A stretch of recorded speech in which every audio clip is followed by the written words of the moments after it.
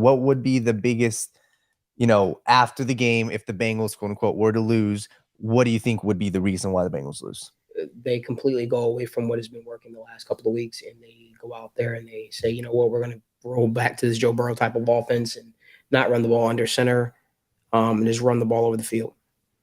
I mean, just throw the ball over the field. I think not having a plan for how you're going to address the blitz is definitely it. If you just let him try and get back there and read things out, and they're going to speed you up with that blitz. Mm-hmm.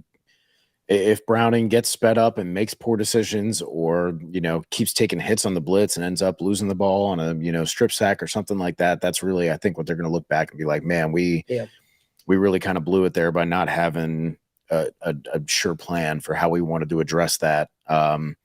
This is not going to be like the Jaguars or like the Colts, where they sit back. And I don't mean to say they're passive by any means, but the Vikings are a much more aggressive defense. Yeah. I don't think you're going to be able to just kind of take advantage of the too high looks, the constant soft zones, and be able to run on them pretty comfortably. You're going to have to be creative. You're going to have to be, your play sequencing and timing is going to have to be good. Everyone's going to have a good game for this, man. Like, the Vikings, without a doubt, are the best defense in the NFL right now, the way they're playing. Ooh.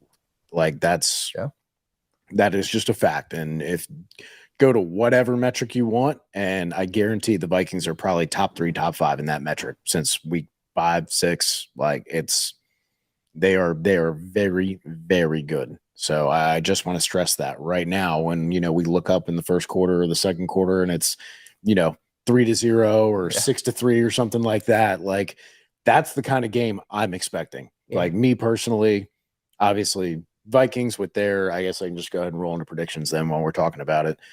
With the Vikings kind of on their fourth quarterback, they'll be able to go back to their offense, that wide zone stuff that they want to do. I think they'll be more successful than they were last week against the Raiders. I do think the Bengals defense is playing pretty well, though. So with all that in mind, I'll say very narrow victory. Let's say 21-17 Bengals. Daniel? I think we see, my bold prediction for this game would be, I think the Bengals, or either team's going to have a defensive touchdown. We are going to see a defensive touchdown in this game. I'm going to predict, I think the Bengals win this 17-13. If anything else, I'm looking at the reason why the Bengals could lose this game is the turnover battle, is if we see Jake Browning go into a panic mode, if we see Jake Browning have 2 interceptions, if there's a couple bad fumbles on the offense.